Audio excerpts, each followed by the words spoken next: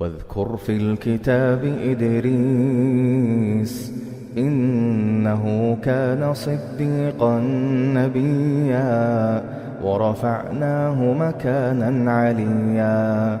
أولئك الذين أنعم الله عليهم من النبيين من ذرية آدم وممن حملنا مع نوح ومن ذرية إبراهيم وإسرائيل وممن